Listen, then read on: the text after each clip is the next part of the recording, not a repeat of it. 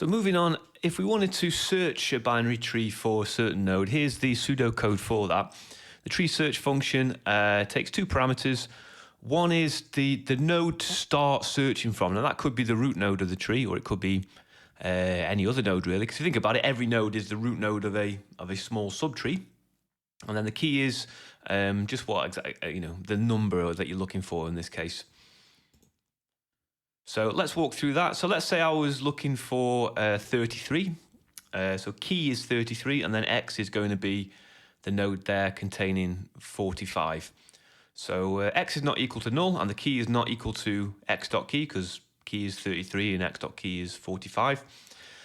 33 is less than X.key, so I'm going to traverse left, and X becomes X.left. That gets me there to 30. Now, K is greater than X.key, so we traverse right. And then the while loop terminates because now key is equal to X.key, and I return X. I return that node with 33 in. That's as simple as it is. Just a note to say that you can actually code this recursively as well, and quite often these recursive tree traversals are a good way to learn recursion. So that's the recursive implementation there. So other algorithms around trees, we might need to get the minimum value of a tree, the highest value of a tree, and we might need to know what the next highest or previous node is, the successor and the predecessor. So we'll just go through those quickly. So the min and max value, the algorithms are here. I've got both the iterative and recursive versions. For tree min value, essentially, as long as the left pointer is not null, then X will become the left pointer of X, and we just keep moving left until we get to null. Tree max value is the same, but you're going on to the right, and then the recursive versions are just reworded so that the termination is when X.left is equal to null, rather than we keep repeating while it's not equal to null. Just a different way of thinking about it. So here's an algorithm for tree successor. So we're looking for the next highest value of a node. So the node is X. So let's say I was looking for the next highest node from the one from 30. I would follow this through, and X.right is not equal to null. So I'm looking for the minimum value of the tree that is pointed at the right pointer from X. So in this case, it just gives me that 33. But you could imagine that there might be a huge subtree there underneath 33, and it would traverse right to the left of that subtree, and that would therefore get me definitely the next highest value from 30. If this case, let's say I was looking for the successor from 33, and it doesn't actually have any children, essentially it's going to traverse back up through the parents until the occasion when it has to traverse right one. So that would traverse up to 30 and then go up to 45, and 45 is the successor there. With predecessor, it's exactly the same, but it's sort of reversed, that's all. So where we had tree min value before, it's now tree max value. Whenever we had right, it's now left. Right, for deleting a node, there's three different cases.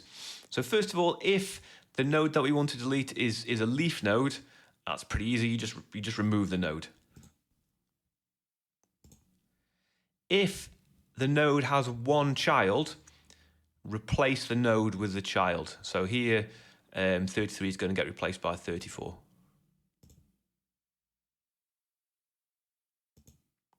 And in the more complicated case where there's two children, we're going to replace the node with its successor. And we end up like that. Now, in order to do that, we need this function transplant. And transplant replaces one node with an entire tree that is another.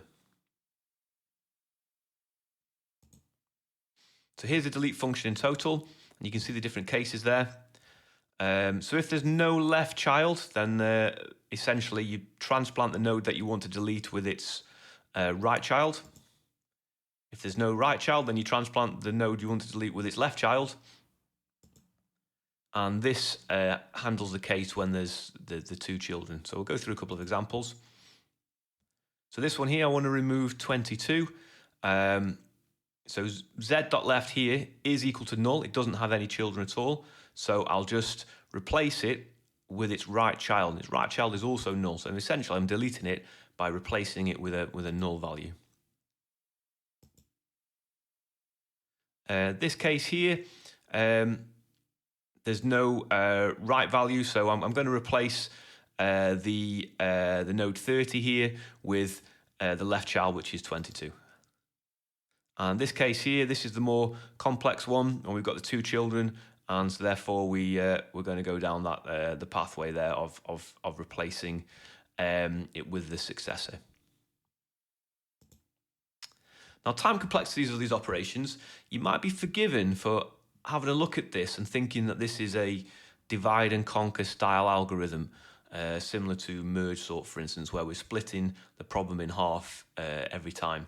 And it kind of is. So if you have a fully complete binary tree and all the leaf nodes are all on the same level, then actually these operations can take place in O of log n time. However, this is also an acceptable binary search tree, and clearly it's not a full tree. So what could happen is you could end up traversing all the way down this left path, and the log n no longer applies. So for searching for a node, inserting a new node, finding the max min value, successor predecessor, and deleted a node, we can say that the time complexities are O of h, and h is the height of the tree. So all O of h is the height of the tree. Right, final activity for you. There's no easy way to get around this. You need to create an implementation of a binary search tree in a programming language of your choice. Choose whatever language you like, go through the pseudocode and convert it to programming language of your choice. Get it working, and that way it should seal in all that knowledge for you. Next time, more data structures. See you then.